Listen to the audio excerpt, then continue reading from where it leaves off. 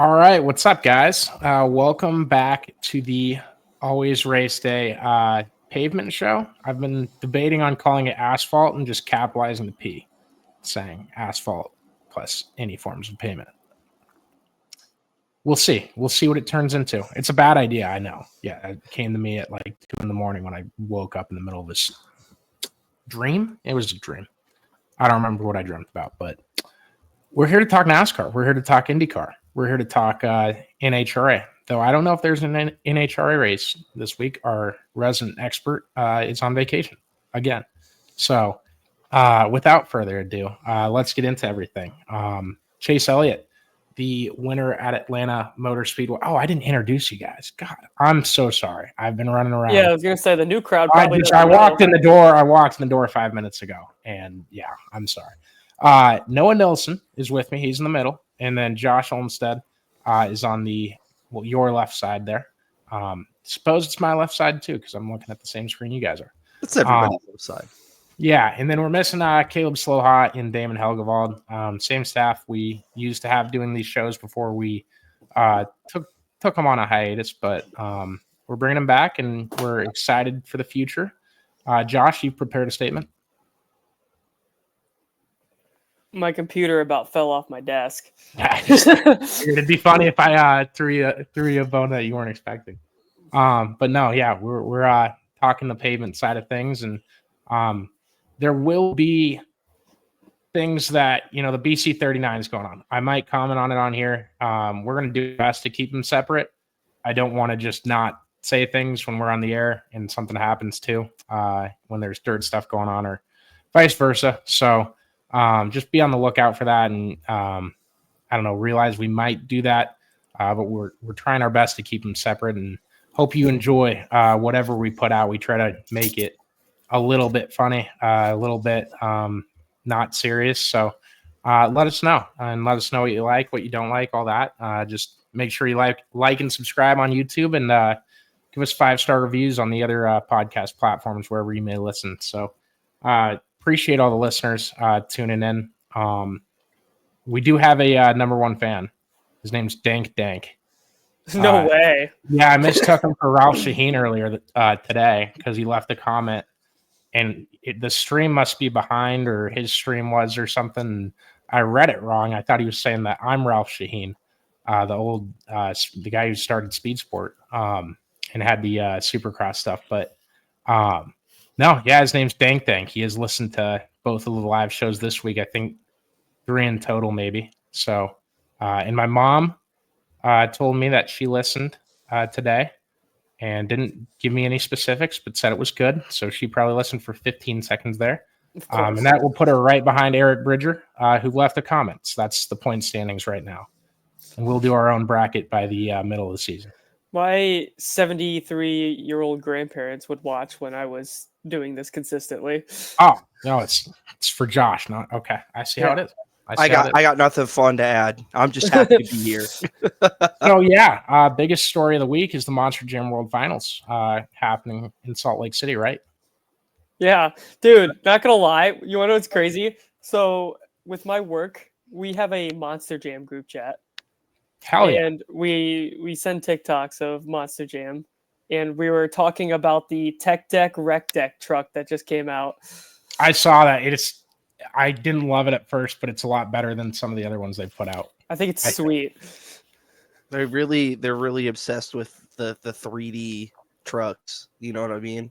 Like they have 3D renders. Yeah. Yeah, I think it's just like the default. Whoever's making the schemes, I think it's probably around the same guy.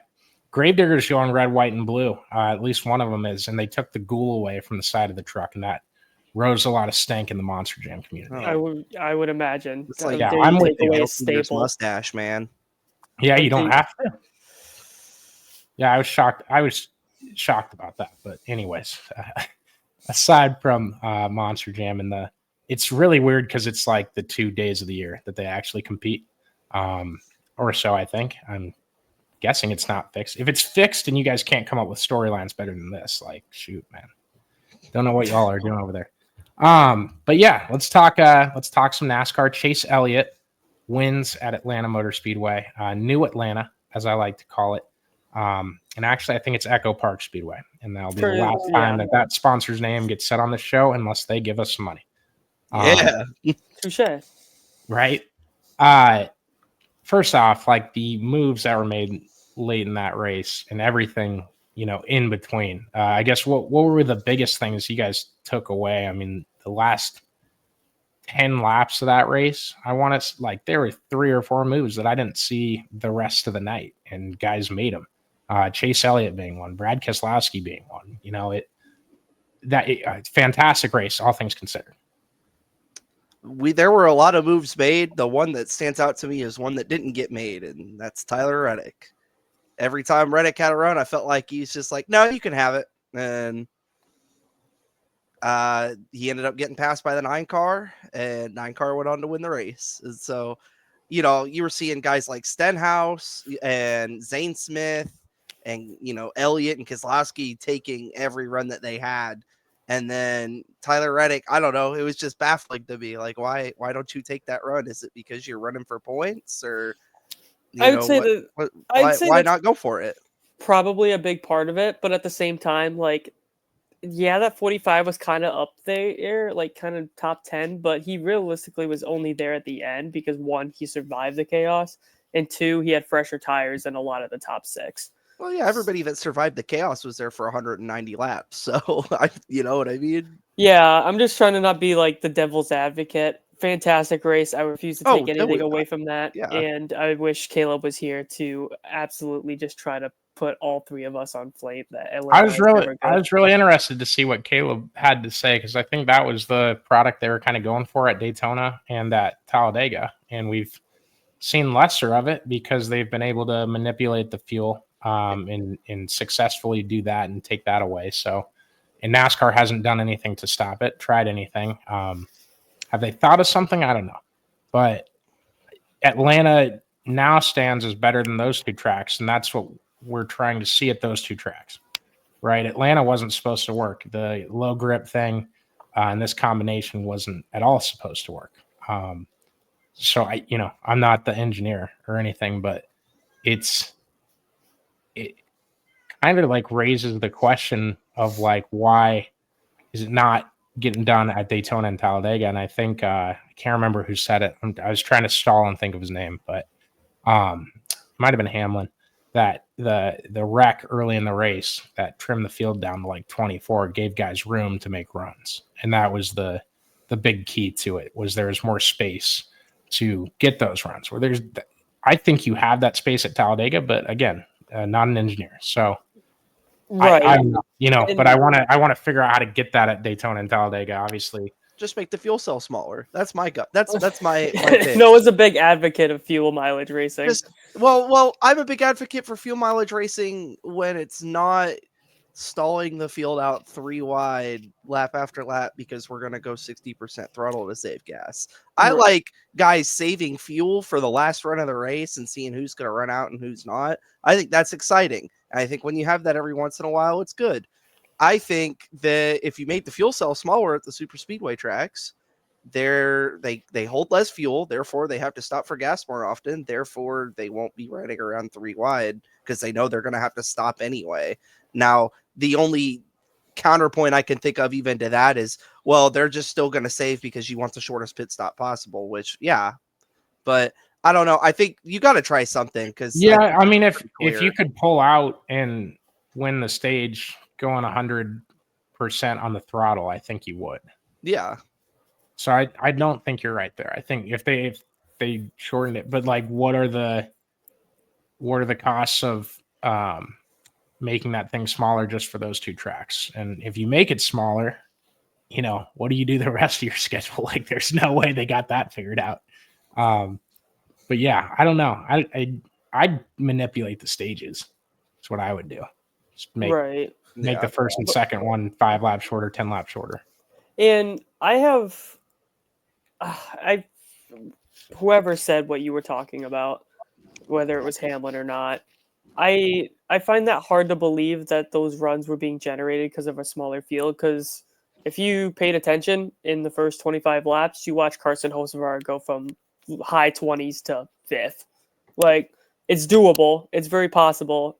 and I don't think it had anything to do with half the field getting junked. Yeah, and I think part of that too could be because it made the field spread out sooner later in the race. And that could definitely be, the, I don't know, mirrored image of what they were thinking about. Does that make sense? No. It's not mirrored image. I'm sorry. I'm about to sneeze, so I'm trying to. That could create an illusion that the field was spread out, and it was in fact just spread out earlier in the run. Yeah, which rather than later. I don't know. I kind of guess I didn't write that quote down. I wrote all the other ones I got a reference down. But yeah, I mean, for the sake of that, I can kind of see, I guess, what you're saying, but at the same time, that's just. I think the how runs happen Atlanta's anyway. been. I don't think think that's that just the field Atlanta size was in itself. consequential. I don't think the field size was consequential in any way. No. You had Cody Ware in the top 15 and BJ McLeod in the top 15, and stop that. No, BJ McLeod. No. You didn't let me finish. I'm very happy BJ McLeod had a great run. If he hadn't had damage in the big one, he would have had a top 10. I feel like I'm a big fan of BJ's. But I think that the field size is inconsequential to the runs being generated. I think that they were going to happen whether you had 24 cars. You said field size. Yes. Yeah. And stuff. What happened to Connor at the beginning of the show talking about professionalism, and Noah's out here telling us how he loves BJ's? That was. I swear to God, that wasn't me. I don't know what you guys are talking about.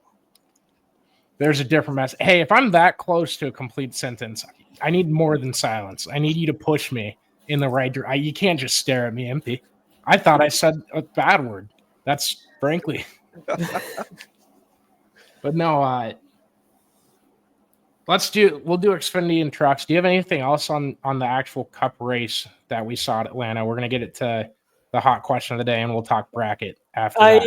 I have a long going thing that's been going on with these next gen cars, and why on the love of on this earth that someone could kiss a car and the toe links are still breaking. I don't know. They're supposed to be durable and safe, and not overheat the driver in the cockpit. Justin Haley had probably the save of the year, and he still goes 4 laps down because of a broken toe link. Yeah, and it's come to the point where my dad will just say, toe link, gotta be. And I'm like, how? I'm watching them with you, but I'm watching a lot more dirt racing than you are, man. And I don't know what to look for. I guess now, I've officially graduated into being more of a dirt guy, that I can smell when it rubbers down. I can't identify a broken toe link like NBA fans can Achilles. If the car's hitting the stanky leg or the tires pointed towards the grandstands, you probably have a broken toe link. Or if all 3 tires are going at a normal bumping, and then the 4th one is rattling like this. I should say early, it was he hit the wall, and my dad's like, "That's a toe link," and I'm like, "Dude, how did you just figure that out from that?" Because they're made out of Lego bricks. Yeah, just in certain parts though. I mean, gosh, it is so inconsistent. The body's incredibly durable. It's just that everything else is not. We had the worst package in the world for 3 years, and we got past it graduated the worst car. Yes, there were trade-offs. And I'm gonna implement our 550 rule. If the race was good, we got to limit our talk on the car. If the race somehow ended up good, we can't rag on the car this week. We'll do that next week. Fair. Yeah, next week will probably be fine. It's a road course. And this car is pretty great on the road course because it's like every other sports car in the world. It's great at road courses. Junior, I love it.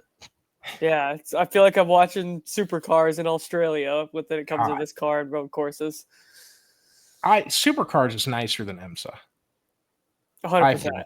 I feel it. I've seen more. I've tried to sit down and watch an IMSA race. I'm sorry, I don't know enough about sports cars. I don't want to say the B word. I reserve that for the Formula guys. But yeah, you got to know the storylines going in for 5 classes, and then it kind of waters everything down. The best thing I got is the 24 at Daytona and Le Mans. That's all that can get my attention. I'm an advocate of ending full course yellows at the Rolex 24. I stayed up and watched that whole race a few years ago, and it's the worst time of my life. I think they should do that miserable. for both of the races. Go to bed. The drivers get to go to bed. I get it. I just wanted to.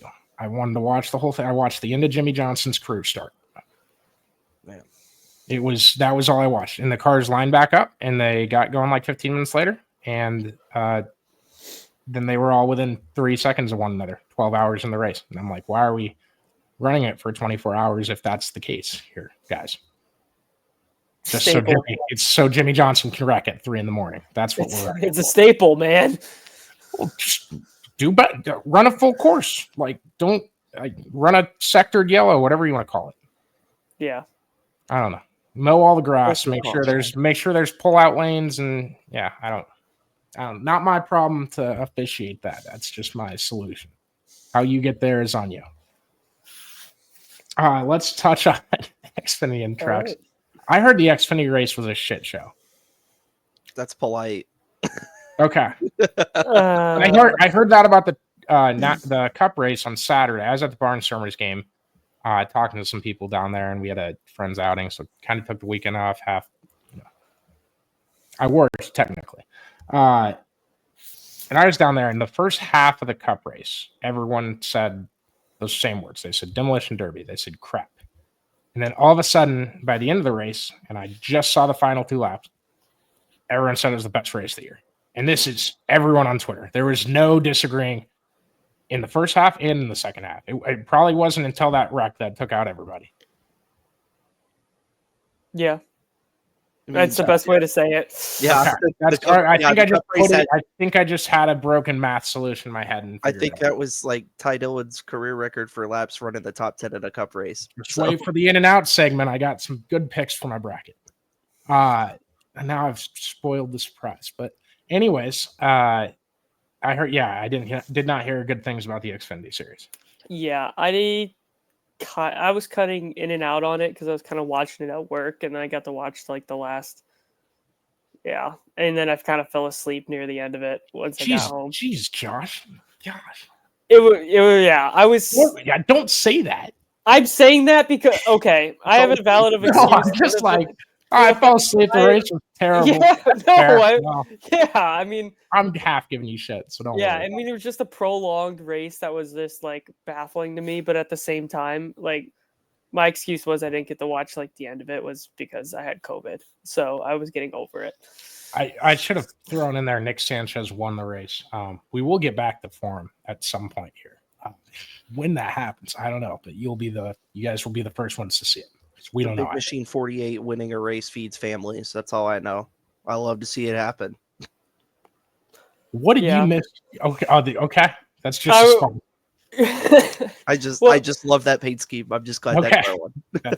That's completely fair. Me not seeing a second of the race doesn't happen too much, and so I'm flying blind. But Nick Sanchez has worked really hard and been really fast, and has a nice car, and was impressive coming up. Didn't light the world on fire, but seldom that anybody does these days. He had a really good drive at the end of that race, holding off Jesse Love and some other guys. He did a really nice job on that last restart, just making sure that nobody was gonna get all around him. So, it was nice to see an Atlanta race where Austin Hill didn't lead 80% of the laps. God bless mechanical problems. So, oh my God, I was somebody else is able to win here, guys. Can you believe it? I was up for that, and I was in the living room fist pumping, man. That's that was gonna be my next question, was where was Austin Hill at? But yeah, good for them, I guess. Is there any surprises in the standings that I need to touch on? I think there is on trucks. I was gonna pull it up and I forgot to. Yes. The Xfinity cut line is quite interesting. It's spicy. I'm gonna. You don't have the line of Mike Lynette anymore. That was the line of demarcation. Yes. But I mean, Harrison Burton is right up there in that cut line battle. He's only a point behind Creed and his 8 billion second place finishes. Jeb Burton's ninth in the standings, like overall points. You forgot Ryan Sieg in the middle of Creed. Yeah. The Ryan Sieg's in. Oh, they're tied. I see. They're probably Yeah. different order on your screen. In relations to the race itself, shout How does- out Iowa local, Joey Gase for top 20. I will always shout out Joey Gase for top 20. So Now he's 30th in points, but he had a good run at Atlanta. I'll touch on it. Leland Honeyman in the 70 car for the Coke Family Racing team. He had a really good run in Atlanta. Got about this close to a top 10. I think he ended up like 12th, but he was up in the top 10. He was up in the mix towards the end of the race, and so he had a really good run with that car. Kyle Sieg, 9th place in the X-Pipe car. Yeah. Everybody should run X pipes. I think it should be required. I will forever be in love with watching Kyle Sieg qualifying on Super Speedway for the sake that he runs X pipe. And it's funny because it's only him. It's not like anyone else on his team. He's the only one that does it. We love him for that. So yeah, you might have said it. You might have not. Iowa native Sammy Smith is 14th overall. I think that's still just 14th. That's 6 points out the cut line. So Sammy, Harrison are out. Ryan Sieg, Sheldon Creed are in. Nick Sanchez is in the wrong spot on NASCAR.com. About 2 spots under where he should be. I don't know why. Oh, because it's by their points, because we don't actually have playoff points, which it's like we're doing the NHL division standings when they never did the playoffs by divisions until they did. And now everyone hates it. But anyway, that's a different battle. I'm surprised Sammy's down that far. I know he wasn't doing great. I'm really impressed that Jeb Burton's up that far. I know that team believes in him from the promo stuff I was looking at this week. I think it's really a consistency thing. I think you touch on both sides of the same coin as far as consistency is concerned. I think Sammy Smith's got a lot of issues finishing races right now, and Jeb Burton, he's not lighting the world on fire, but he does good enough to get good stage points for the team he's on. Yeah, stage points is the big one for that team. They get a lot of good stage points. They run well enough. They take care of their stuff. Yeah, about this close to winning Talladega. So I think they're in a good spot as long as they keep doing what they're doing. And I think if the 8 team can start finishing some races and running where they're supposed to run, they'll also figure it out and it'll kind of equalize. I think they're in the 8 car. Yeah.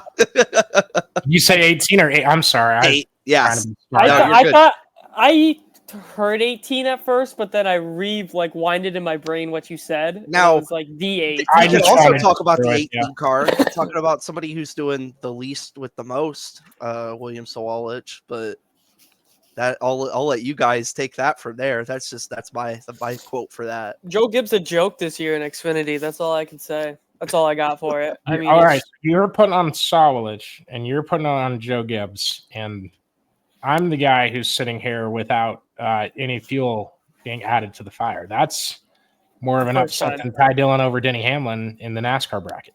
Yeah, I don't know. All I can say about JGR in the Xfinity series, so William Sawalich is 24th in points. Eric Almirola is 22nd and has not run every race.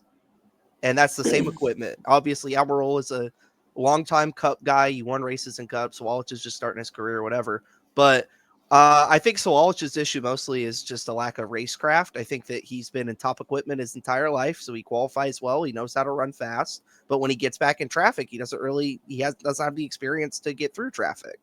And so that's my opinion, obviously. To piggyback on it, you're racing ARCA, and there's like 4 cars that can win. Yes, that too. And you're not learning how to race people there because you're in a good car. And do I want to send my development driver to the NASCAR Truck Series? Absolutely the hell not, until they prove something to me, because they're just going to get wrecked. Look at Corey Heim. He is the best driver in the field. I'm not crying. I got an eyelash stuck in my eye, and it's still screwing with me. It's been 6 hours now. I'm getting emotional. Pre-show, he was mentioning to me about how he's got this bitch of an eye. There's an eyelash somewhere in my right eye, and it's just once I notice it, my eyes start bugging out and giving me more water to try and flush it out. I don't know if it's scientific or not. We're a band of misfits today, so I'm still We're getting good. over my Well, sickness. I you never got your stopped being a band eyelash, of and misfits, then man. Noah We're shoots dirt- Noah. I'm a dirt guy anyway. I'm not expected to be at the top of my professionalism. And then No one yeah, is. then obviously you get an Xfinity. It's a new level. It's hard. It is a tough beast, and it's not nearly as tough as the Cup Series, but it is a lot more impressive, a lot harder to drive, and a lot harder to compete in than the Truck Series and the ARCA Series. And that just creates expectations. So if you don't do top 15, I mean, you basically suck in some people's eyes. And then there's other people that you could be fifth in the Xfinity standings, and you could be rumored to take over a Cup seat next year. And people will say that you're rushing them through the system too fast. So it's there's a lot out there. A lot of time left for Sawalich too. I don't think he's I going to don't get banned after disagree. 1 year. So yeah, I mean he's like one of the youngest guys, and Yeah, And I was yeah. referencing Connor Zillich for those that That move's been telegraphed ever since he was announced running part-time Cup this year. yeah. So that's kind of that one's not at all surprising to me. I mean, Suarez is good for a win every couple of years, and he's great personality. He's got passionate fans. He's good with sponsors. He's not a bad race car driver. I think I hope Suarez ends up somewhere that he's able to stay in the Cup Series, but if not, I think he'd be a top flight Xfinity driver. I think he'll be a championship contender in Xfinity.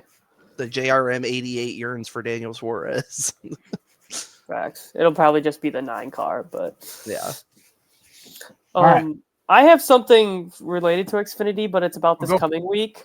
I go don't for know it. if you, okay. Well, we can do that later. That's Okay. yeah. I was Hold like, on to it. Don't lose it. We'll do no, that I'm not gonna lose it because it's so bizarre to me. Oh, okay. Now I'm scared. I was just looking at the entry list and I'm just so confused. Awesome. I love We'll the get entry to it. list this week. They're great. So Corey Heim, the points leader by 144 points. That's it. That's That's I mean, 3 races. yeah, I mean that's 20 considering the 20 fact short of that the he's races. won how many stages and then finished outside the top 20 in those races. So if you just like put into perspective of just if he would have won those, like Corey Heim had one of the greatest truck seasons of all time, and then is proceeding to follow it up with one that feels arguably even better. I feel like I'm watching a certain particular motorsports and a certain particular driver for a dominant team that Connor doesn't like talking about. I was Oh, just like about to say it's 2010 more Jimmy impressive Johnson? than that. To do it around this many wrecking balls is a lot more impressive than doing it around 2 other cars that remotely have the same speed you do and 17 others that are 45 seconds behind by lap 10. Yeah, precisely. Good. I like that. That's a big word. Big words. Gave me. I get a cookie.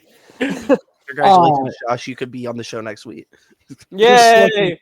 Was there anything from Lime Rock? It was unique. I heard Mike Joy's. I saw his the things that I find on social media and the algorithms that we are being fed are absolute crap. By the way, I had a rant I was going to go on at the start of the show. I'm not going to actually.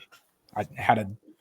It went down the list, but the algorithms are crap because I didn't see a single racing highlight, and every time I see a racing highlight, specifically every time I see a monster truck, I hit like right away. So they know. That doesn't guarantee I'm going to see monster trucks on my feed. So I didn't see a single racing highlight on any of my feeds from, I guess, from after I watched the Cup Series finish that I had to look for. I saw Mike Joy's preview, and I was like, wow, that's impressive. He did that without any notes, he says. Cool. That's all I saw of the Truck Series. Yeah.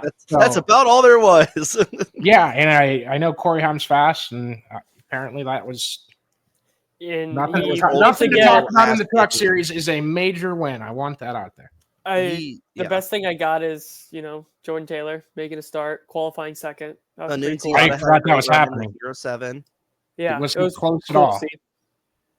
Nobody was close to the 11. Nobody. He was in his own. I mean, the zone only reason already. that anyone was close is because they had a restart with very little to go. The race happened in Connecticut, and Corey Heim drove all the way to Vermont. Like, he was gone.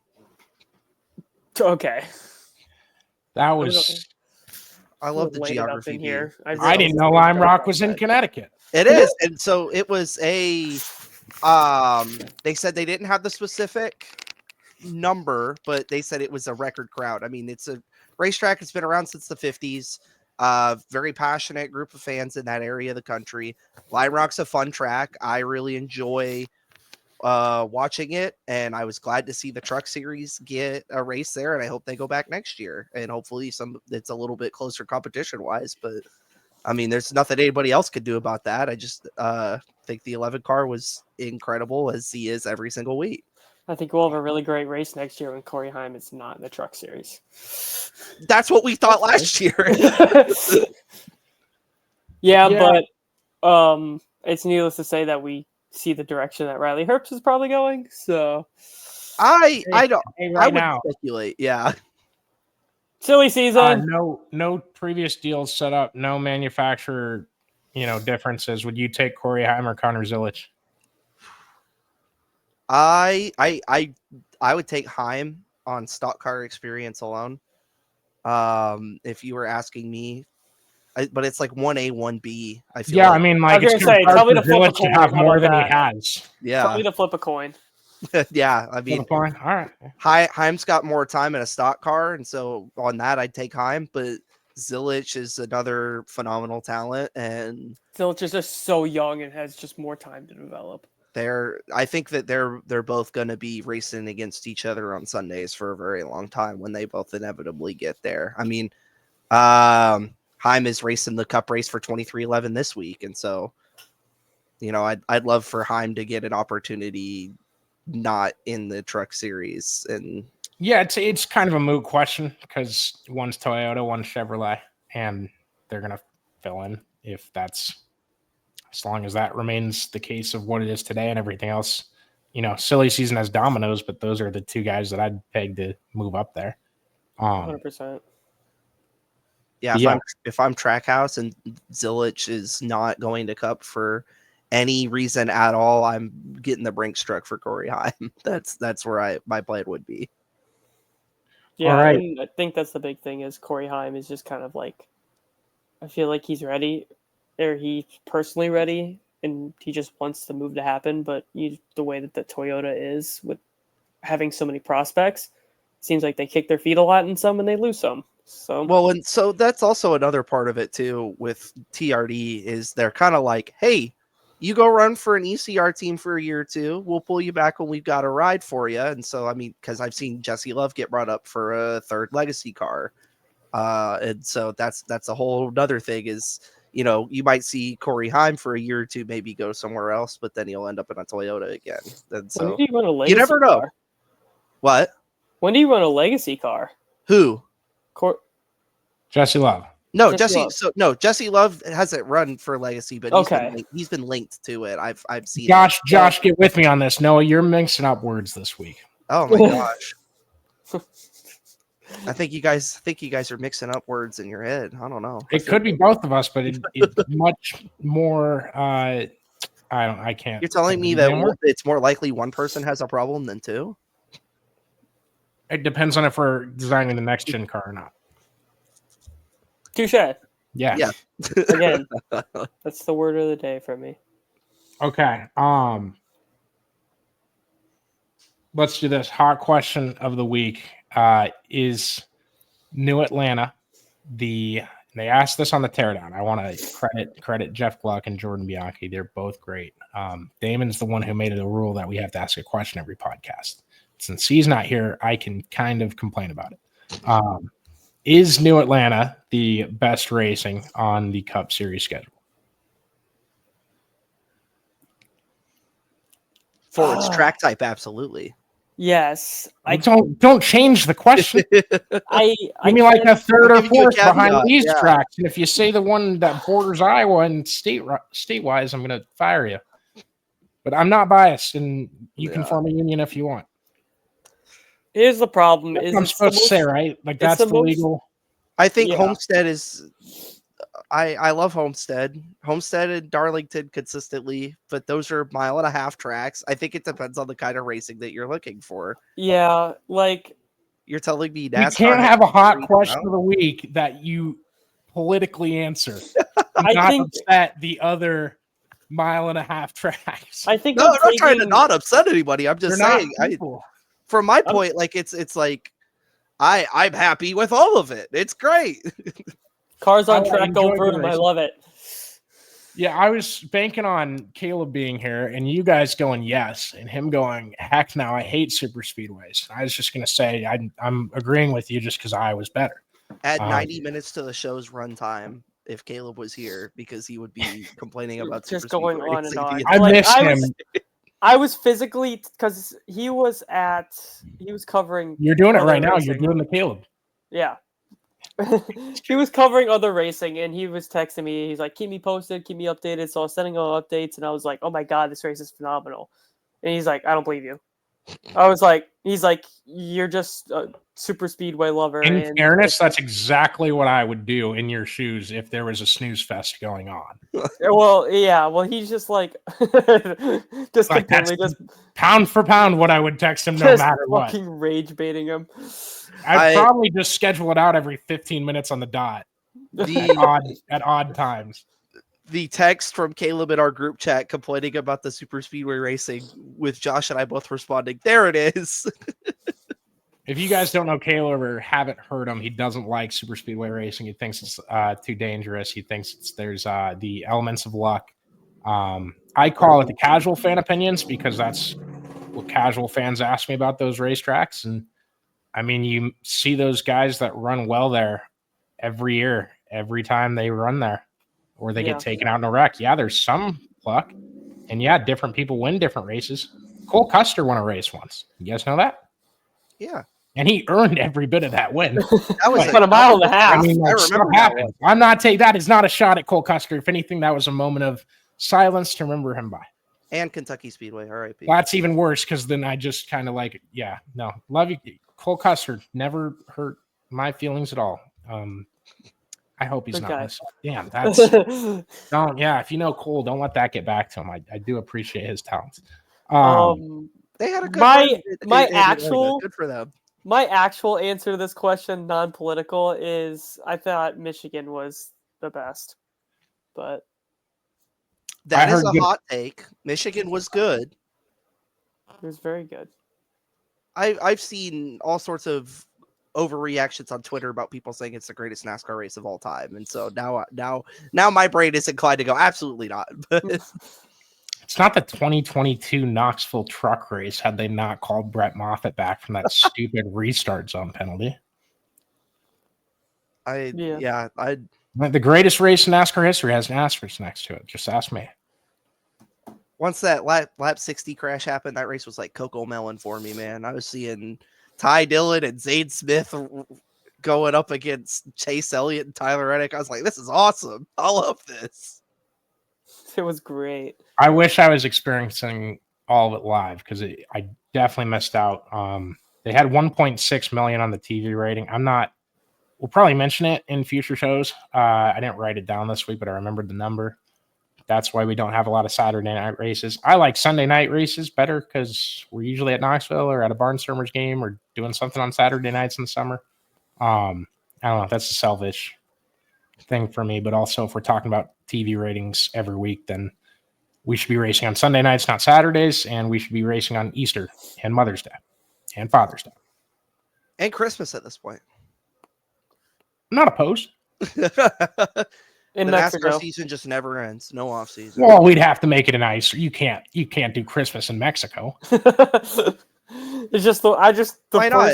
The first warmest place I thought. I hope that doesn't come off as like xenophobic or something. No, it's just I said Mexico for the sake that it's the warmest. It is warm. Yeah. Bill be my short track and auto club. Before we get to in and out, I do have we picked up a PSA this week. So okay. Fire Safety Week is right around the corner, and here are a few important tips that you might want to listen to. Wrapping your kids in newspaper right before bedtime sounds like a good idea, but it's not. That stuff's flammable. hey, we've all ran around with an empty milk jug full of gasoline, but make sure there's a parent close by. What's better than a nap? A nap with a cigarette. I'd do it. If you're going to sleep in bed, make it a hammock so that if the light's on fire, you fall down and wake up. We've all wondered what gasoline tastes like. Don't drink it. Fire safety begins in your brain at home. That's from Talladega Nights. So happy 4th of July. I was going to do that at the end. I didn't want to. It was too corny for me after I wrote it all out. But I hope all of you exit 4th of July with however many fingers you enter it with. oh, that's overused. Don't take people's stuff like that and just. What? I'm just You saying. just quoted man. a Talladega Nights. I know, movie. yeah, That's I one of know. the most quotable movies. That's well. I was like, I don't know if they're gonna get it because that's like the part of the movie I couldn't name. I mean, probably watched it 200 times at this point, and I was confident I could quote the whole movie. I couldn't remember a word. Once I got past like fire safety week begins next week or whatever it was. But yeah, I watched a couple weeks ago. Still holds up. Fantastic film. Haven't seen F1 yet. I'm considering it. It's great. I watched It's it a last great week. movie. It's I a heard. great I've movie. only heard good things, and that worried me. I was worried. I was very worried that it was just going to be like horribly put together, but it was like everything about it was well attended to. One thing I noticed too, and they was like they showed a pass that happened, and I was like, how did they do that? And they literally like just changed Lewis Hamilton's car to look like Sunny Hayes. I was like, oh, it wasn't a real pass. I was like, oh, Well, it was a real pass. it just technically. yeah. They just That's the CGI of it. Was One of just like, the oh. things that I had to remind myself when I was watching it was this is a film. This is meant to be entertaining. This is not a documentary. You're not watching. no. I something would have that's seen it meant over the to weekend. be I would have absolutely not made a note of traumatized. that. Yeah. That's definitely. That's right. That's the peak like stuff I'd go shoot for just to be annoying about it. So, no, that's fantastic. I hope people like that PSA because I don't remember watching that the first 100 times, and at some point I had the different DVD copy. But Thanks. For so instead of in and out, I think I'm not going to keep track of the picks. We got to think of like something that by the end of the year, if we keep track of picks at certain places, we got to think of a punishment for the loser and do it like that. Then I'll keep track of picks. But it ends up being too much. It's not worth it if we don't have anything we're shooting for. So I will do this. We can do the bracket all the way down. There's 8 matchups. Or I can pick 4 random drivers. You tell me if they're in the final 4 or out. I'd say we focus on the bracket. Let's do it. All right. I'm Let's good do with that. Boston brackets, I'm not y'all. worried about it going 5 minutes later. So with that being said, easy lock in the first round. Number 32, Ty Dillon, taking on number 17, Brad Keselowski. Brad's been like 30.3 outside super speedways this year, and Ty Dillon has not. He might be worse. He might be better. I don't know off the top of my head. I'm going for the Cinderella. I'm going Ty Dillon on this. It's a street course. It's a I road thought course. I was the first. You're not going to be radical. I'm going to explain the thought process because Oh, jeez. Brad Explain. Keselowski is. Brad Keselowski won Watkins Glen twice or once. Yep.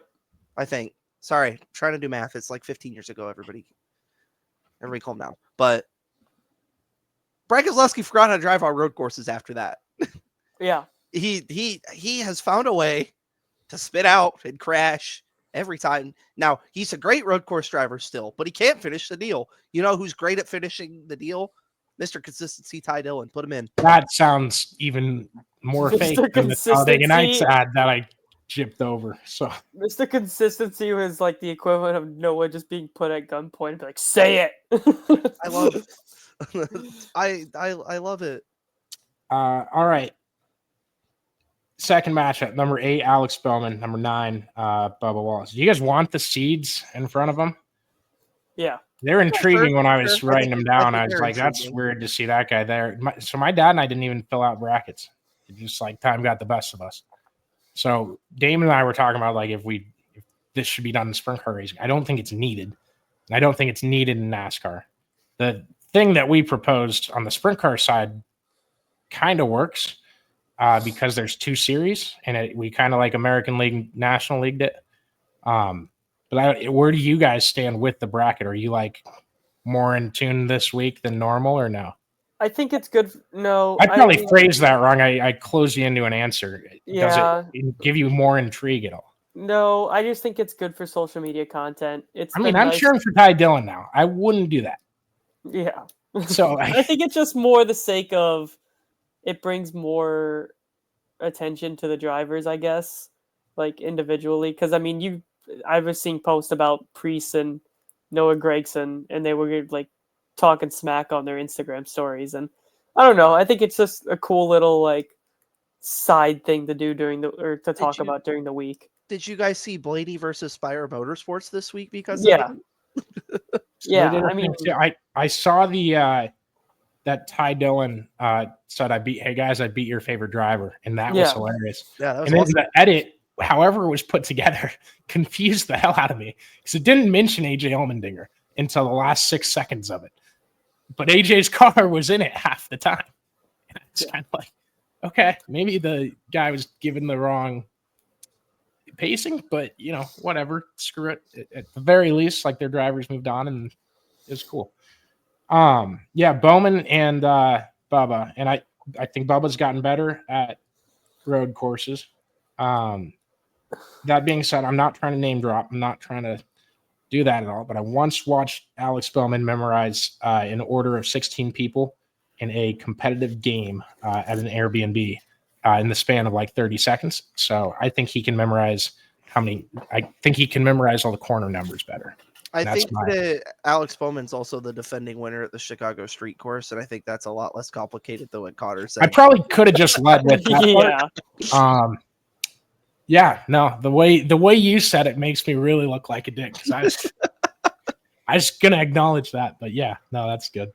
I got both show. Yeah, I don't disagree. As much as Bubba's improved on the road courses. Also, the irony of those two being put against each other because they definitely don't have a history of being against each other at all. I'm just gonna be devil's advocate. I'll go Bubba for the sake. Oh, thank you, Josh. Take the homer hat off. I was looking around to see. I guarantee you, Keselowski will win, and now Bubba will win. Yeah, I was looking around for the sake of if I could find my Bubba hat in like arm's reach, and I was just gonna slap it on, kind of like how College Game Day with Lee Corso. That was Josh's headgear pick. Yeah, but couldn't find it. Not in arm reach, but we just got to get you 43 mascot heads. Yeah, I think that's. And I'm gonna, because then I'm gonna grab one and they just pull that. Fuck it, and throw it away and then throw it. All right.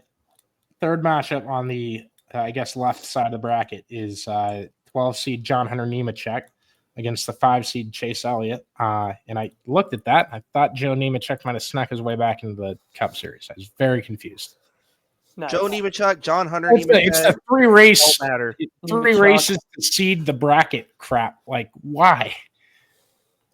Whoever got left, I mean, there's had to have been someone left out that was 33rd instead of 32nd, and vice versa. Yeah, I'm taking Chase Elliott in that matchup. By the way, just so we're all clear. No explanation needed. I'm taking Chase Elliott. He's Chase Elliott on a road course. He's been that guy like recently, and I think the fire started where he might actually go on a tear. Okay. Trying to remember the stat. Number 20, Eric Jones against number 29, Ricky Stenhouse Jr. Do you guys know how many drivers have finished on the lead lap this year at every race? It's 1. It's Kyle Larson. Tied for second with 5 others is Ricky Stenhouse Jr. And if that isn't the stat, then I'm jipping it a little bit, but I know he's tied for second in something. And I'm going with Ricky. Stenhouse had a really good start to the year. He was right in that points battle until some other guys started winning and pushing the cut line down. I'm taking Eric Jones though, because the way that team has been running lately, in the last 6 races, Eric Jones has like an 11th place average finish. Like he's been I phenomenal. saw that stat. Yeah, he has been one of the best cars in the series the last 6 weeks, and we've run on a variety of track types. Really, because he's only been the 20th best car in the last 3 races, if you don't count the last one. Yeah, if you don't count the last one. Yeah. So, but 3 of the last 4. He's also run well. Like I've seen him run well with the Roval. He's not a bad road course guy. I'll take Eric Jones on this one.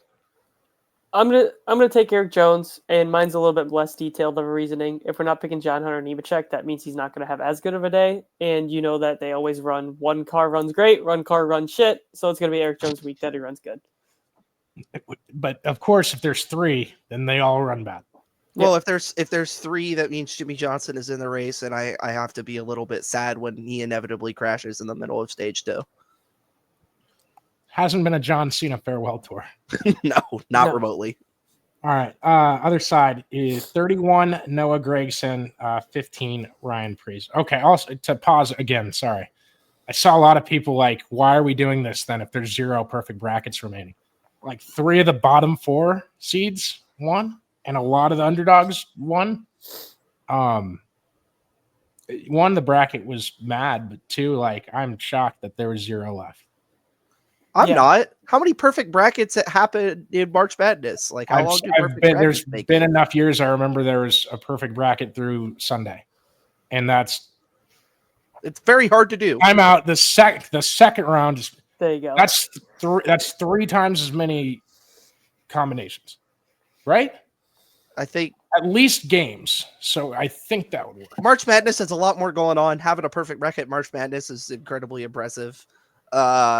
Through any point, but my point mostly is just that people watch March Madness anyway, even though the brackets aren't perfect. Inevitably, by the time we make it far enough, I think you had just as well of a chance of making it perfect by going eye test of driver name.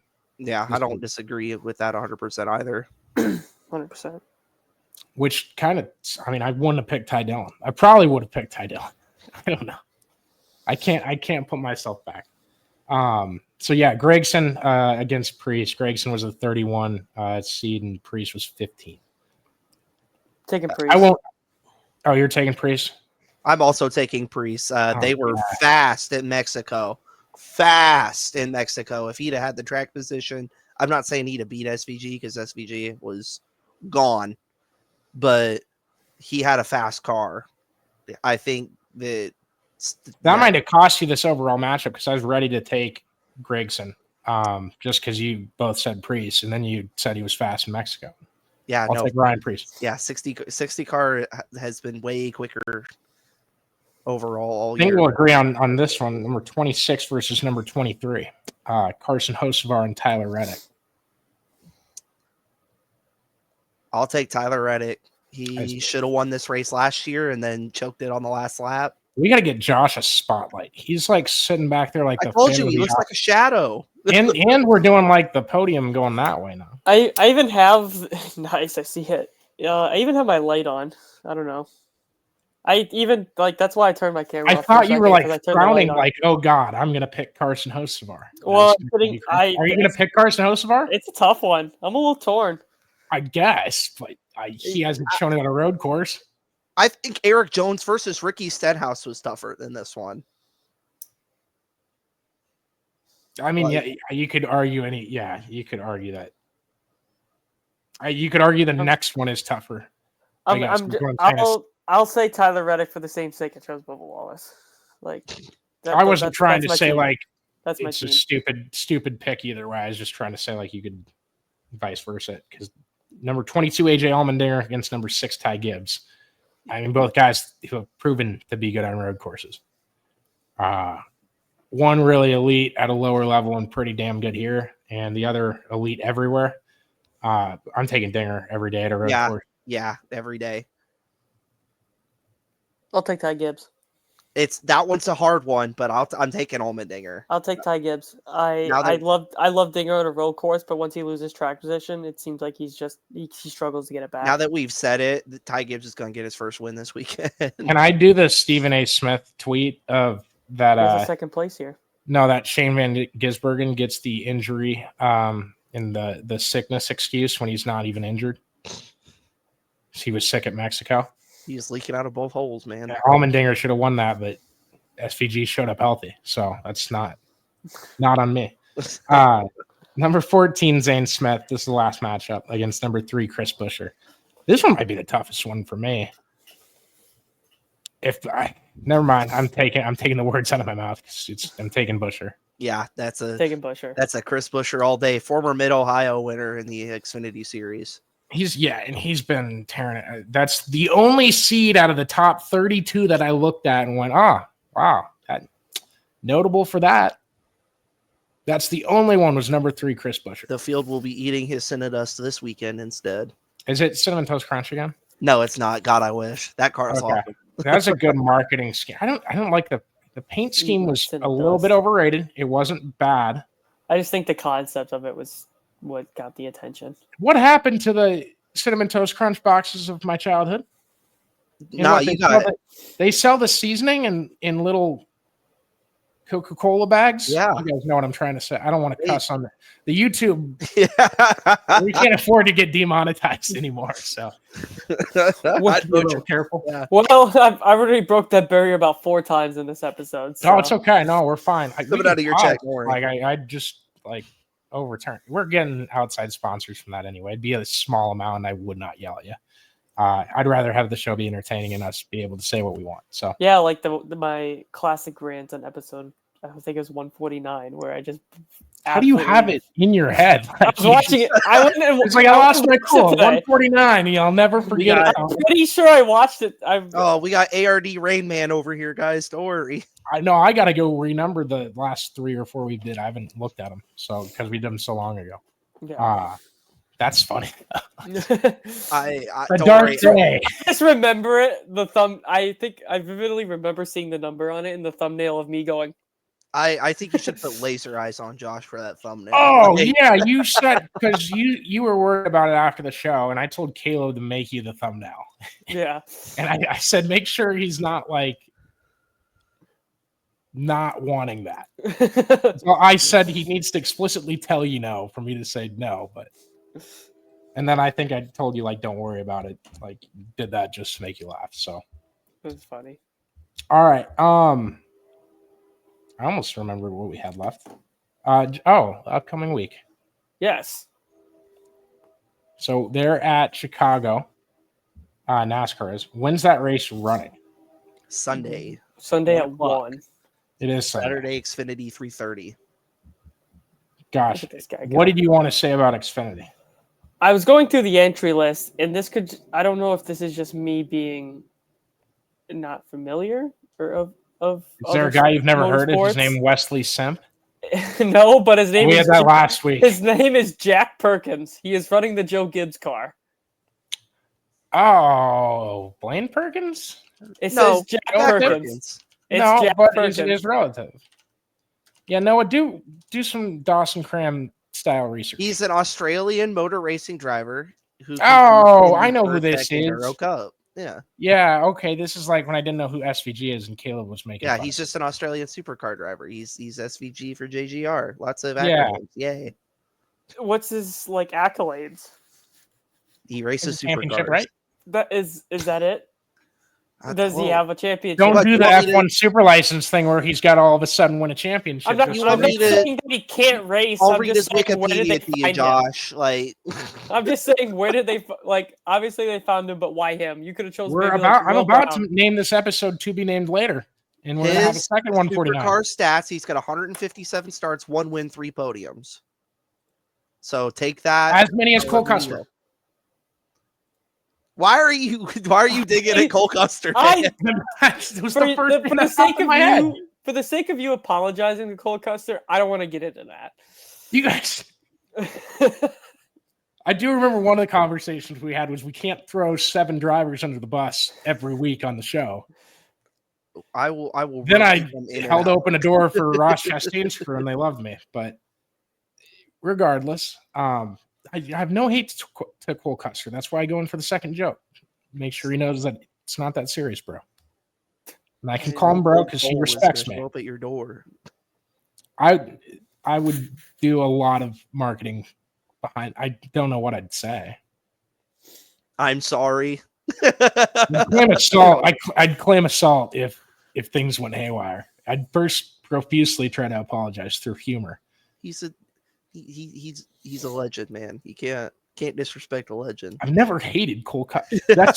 So I had one idea for the hot question today was a driver that you hated growing up that you had no reason to hate, because mine would be Greg Biffle, but I think at the end of today it's Cole Custer. Greg Biffle. I didn't think he had a personality at all, and then he started hanging out with Cletus and learned how to roll the sleeves down, and he's good all of a sudden. Greg Biffle's from the Pacific Northwest. He has to have a personality. I didn't know. I watched him win at Kansas, and I was pissed.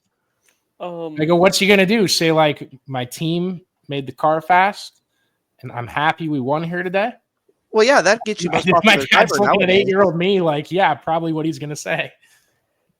I A lot of my opinions were formed from the NASCAR Thunder 2003 CPUs and how they race. I'll give you Mike that. Skinner dead to me. Robbie Gordon dead to me.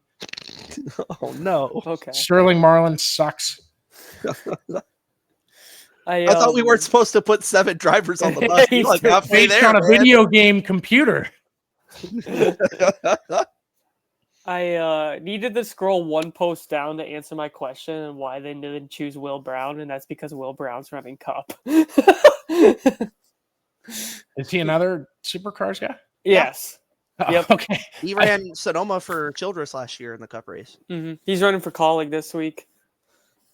There's always a weird entry list at Sonoma. So the entry list for this week in Cup is significant, though, because There's we've got 41 cars. I was 40 going to spots. say that. Yeah, 2018. It's My buddy put that stat out. Yeah. The yeah. first non-Daytona 500 DNQ is going to happen in qualifying since the 2018 AAA Texas 500. I was still in high school, just so everybody knows. Yeah, we And could have that's done a all better for- job of letting you. And that's for clearly all the new viewers on learning one thing about no one else. No, I just read Twitter. Okay. I think it was. Now I can't remember his name because I don't want to get it wrong between the two of them. I think I might have seen Colby Evans post that on Twitter. That might be who I saw it from. But I think it was Yeah. Seth. Pretty sure it was Seth Agert. The part-time open I cars- will retract next week if it wasn't Seth Agert. But Nice. it is Seth Agert. So Follow him, Seth Agert 91. It's spelled like egg, ERT. nice. One of my buddies. Big time list stat guy, chart guy, all that. So the part-time guys are Will Brown, Austin Hill, Josh Bilicki, Corey Heim, and Catherine Legg. Who's In not the Cup making it? series, Yeah. yeah, that's the Cup. Those I are got a pretty. Who's not making it? I have bad news for Bilicki. If I had to take one of them, Oh, is Bilicki on that list? yeah, Bilicki's in the 66. Now we're definitely throwing someone under the bus. Jesus. Catherine Legg got a lot of, say, unfair press from casuals. Just being a woman, you're not accepted as easy. And I'm not blaming it on that. I'm saying that was where the hatred came from, because she's always been very respectful. Not fast, not the fastest, I should say. Fast enough. She qualified for an Indy 500 that Graham Rahal had to buy her ride out from her to race. So I don't know. That's the race where you actually earn your way in, and there's not just 5 drivers that are eligible to go in and out of it. So, but we have it set up like that here, and now changing it would be stupid. So I would say, like, yeah, I don't know. Bilicki's always been in crap box equipment. Not saying Legg's been in any better equipment. She was driving for Rahal at the Indy 500. That's not the fastest car on an oval in IndyCar. So I don't know. Yeah, flip a coin between those two. Yeah, Sorry, that turned into me not wanting to go after one political side and then reeling it back in and then like losing my enthusiasm for the entire thing. I would be very surprised if the 66 or 78 are both in the race. That it would something interesting would have to happen. That something unforeseen, because on paper, yeah, those are the 2 cars that you would probably pick to struggle the most. But you know what's funny? Wishing them the best. We took 3 cars out of the purse for each race, and then made the purses private. Yes. So now Ooh, 41 shows up and someone doesn't make money. Make it make sense. Like you wouldn't have had to pay. Actually, you would have had to pay. If they had 43. I bet you there'd be 2 more. I don't know. I don't just hope we get these new OEMs so we can go back to 43. Good luck. It's an 18-month waiting period and like millions of dollars. I'm doing the Pat McAfee show thing, so I'm ripping up more stuff. But like it's just What's harder? created a thing in the sport between IndyCar and NASCAR where all the fans hate the cars. They hate the system right now. We want more manufacturers, and everything that we're doing on the track would never, and with the systems, would never entice a manufacturer to come in unless they had a real boatload of money and really didn't give a crap. And Dodge appears to be those guys. Yeah, let's go Dodge. So maybe Junior Motorsports goes to Dodge. That's not going to happen. I think they'd be Chevy over number. I think that was blaspheming. That's what that felt like. What? That you were blaspheming. That was blasphemy. Oh, what? Okay. I get that one. I heard Aura farming his big word quota during the NBA playoffs, and I haven't heard it. Aura farming. I was about Tyrese Halliburton after his the choke thing, and I'm like, man, what are you talking about? Like, we both graduated in like 16, 17, or 18. Like, what word are you saying right now? And then I didn't hear it again, and then I heard foul baiting. Like, basketball fans suck. They're Formula One fans for stick and ball sports. Anyways, just NBA fans, like down on the record. My sister got a spot in my heart for Iowa State women's basketball. They were always awesome to us. Everyone there. Yeah. You pull the dragon out of the box with me is what happens now. I thought it was Caleb all these years. No, it's always me. I'm a chaos agent. I don't care. I'm cool. Rage bait. Oh, we can't do that. This is just deflate. This is putting gate at the end of words. Same exact situation going on. IndyCar is at Mid-Ohio. Yeah, my segment. Yeah, give me everything because I haven't prepared a little bit for it. My favorite thing of the entire weekend is that Rosenquist is just the sponsorship guy for like really cool bands because he's riding on a Aussie/Black Sabbath car, which looks absolutely sweet. So when I say IndyCar TV this weekend, it comes up with the Iowa Speedway race. I guess not a terrible thing, but cool. So it's at noon, and the Cup race is at 1? So or did you guys read that in Eastern time? 1 Central. 1 Central. Okay, that still sucks. Why do we have to do that? Sorry, my keyboard clickety clacks. It's definitely tough. It sucks to see, but it's what I don't know. They wanted. Especially they raced at the same coexistent times. Like one went into another while NASCAR was on rain delay, and not many people turned the channel. So I don't know. NASCAR fans, like everyone's walking around telling you how cool F1 is, and you won't turn on IndyCar. I don't get it. If you're one of those people, you're part of the problem. Green flag. I will phrase it like that. Noah, you did it again. 12:22. When people ask me, they're like, "What's the difference between F1 and IndyCar?" I'm like, "Just watch IndyCar, please." I say similar things. I wish I said just the talent, but I'd say look at the drive, look at the equipment. I don't think I start talking and then I'm like, so like they're harder cars to drive, this and that, and this and that. And then I'm like getting into my sixth thing, and I'm like, just give IndyCar a chance. And I'm like, maybe I should just tell them like, to watch IndyCar. It's better racing. And that's kind of what I've gone with now. Yeah. Because that list it's probably, if I sat down and wrote it, it's 2,000 things that I hate about F1. I could probably write about. Just turn on the IndyCar race at Iowa Speedway and you'll understand. Not the 2024 one. Nope, don't do that one. Neither of those. There's 2 of those. Be careful. Yeah, I'm just saying, the one that's coming up. If you're watching this and you're like, what's the difference? Go watch IndyCar at Iowa Speedway and be mesmerized. I put an asterisk on this. Go watch Gateway. Go watch Gateway. I wouldn't even say that, because then you have those people, those casuals. Like I have someone at work that's like loves, lives, breathes, dies cars, but he's like hates Bomberito. but he's like making up a reason they didn't do anything wrong. Yeah, no, I would not recommend someone to watch an oval race for Indy cars because they're just going to use the same concept they use for NASCAR, where they make left turns. If you're they do. They're faster. You had no interest in actually getting to know motorsports anyway. Yeah, that's what I always said. Yeah, I don't know. I hope someone else wins that. We haven't had a show, obviously. So I want to know one, like, and this is engineer site about Ask You, Josh. Do you think it's going to be better? They're lowering the power, raising the downforce. Do you think that's going to be enough? I do. Okay.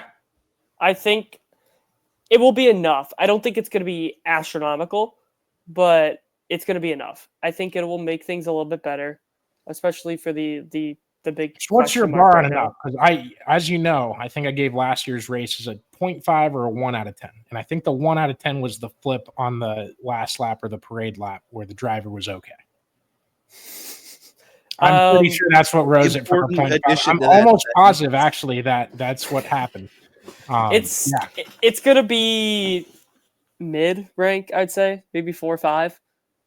I think it'll be enough to make it entertaining. It's not good. It's just going to be disappointing still because I don't think we're going to have what we had in 2023. And so to give a little bit of background, I used to tell people that was the best, most consistent product on the planet from race car to track in the world. Nothing close to it in the years of racing I watched. There's been bad Indy 500s. There was hardly a bad Iowa Speedway race, and I think Simon Pagenaud lapped up to second. And then I think everyone got their lap back after a caution. So it was Rolex 24 for sure in that aspect, but it was a guy dominating like that. And that's still a good race sometimes, depending on if it's impressive or not. And some of you are going to be like rolling your eyes like, oh, you just don't think it's impressive in F1. Well, the cars are designed to go faster at the front of the field. These cars are ruled within the rules to be a lot closer to one another. Now, NASCAR and the repave that they did there is what is taking the brunt of the blame from the drivers in the garage that I talked to. Last year, Ed Carpenter did about 8.5 minutes. It's still on our YouTube. You can find it about blaming the hybrid for the entire thing.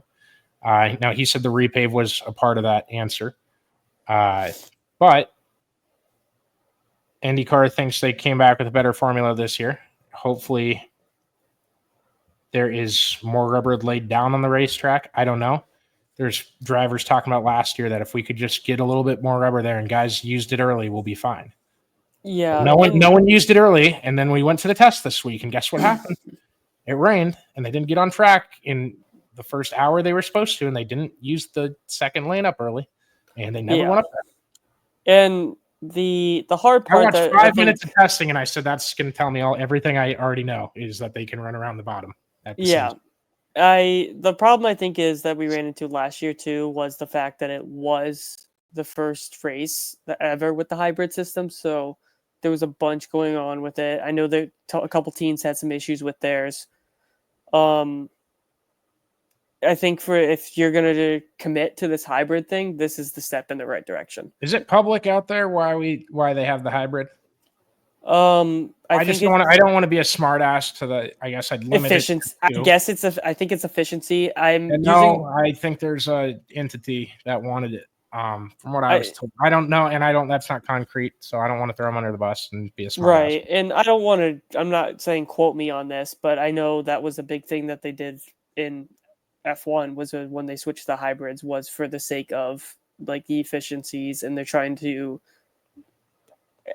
I guess.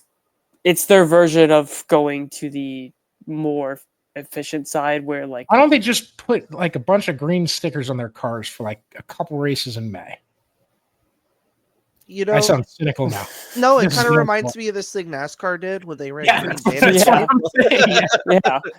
I'm not saying quote me on it, but my best guess is the sake that this is their system of trying to... I've come around on it a little bit. I wanted to lead into that with this is that was my take going into Gateway, and Gateway kicked ass.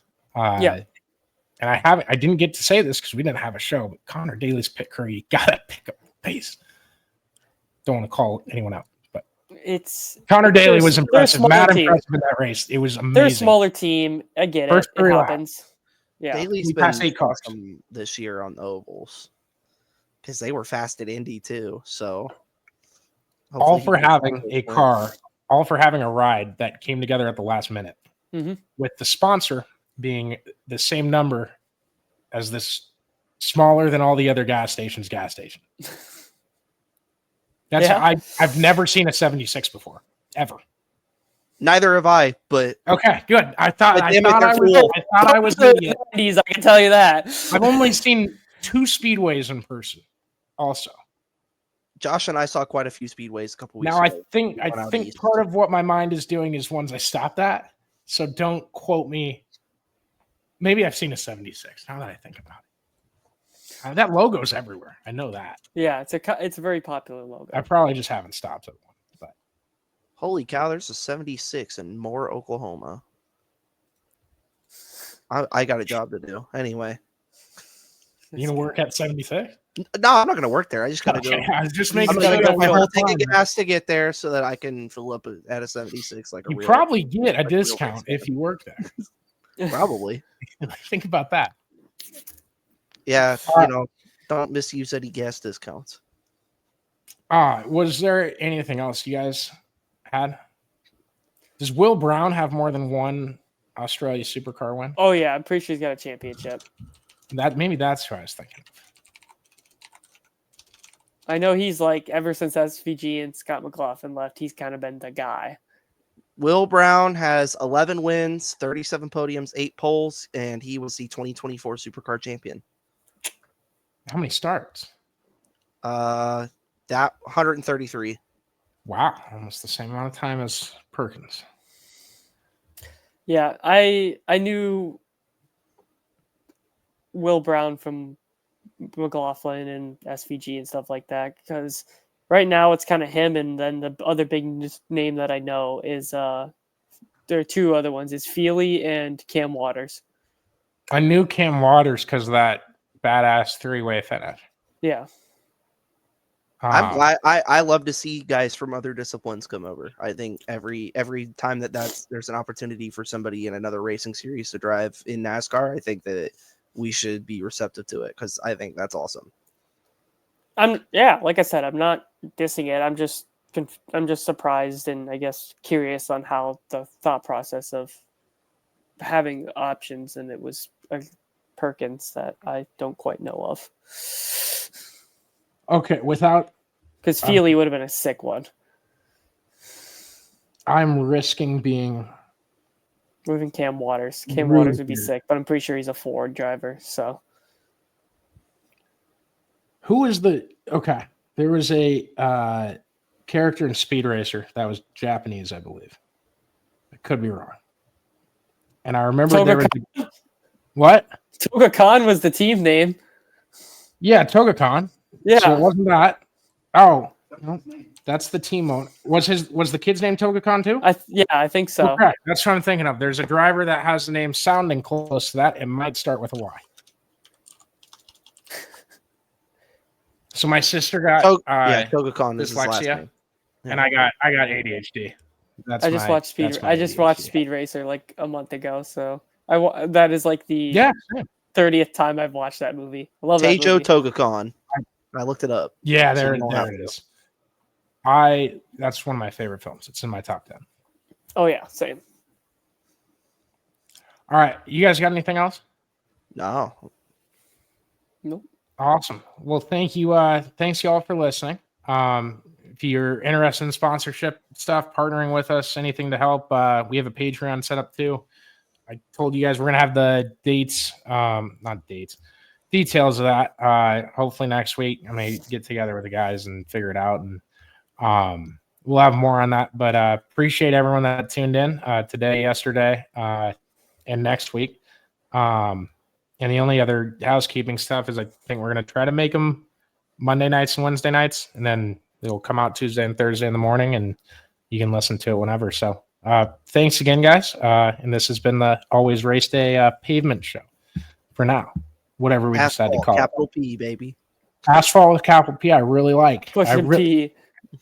I just hate typing out pavement every time, and then the other one's just called ARD Podcast. So I don't know. Does that one have a capital P? Yeah, it does. But it stands for pavement, not. No, I don't know. Pavement, We'll not. figure it I out. like that.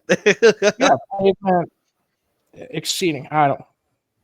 I got a dictionary over there. I'll go look at it. All right. Thank you guys for listening. Appreciate it.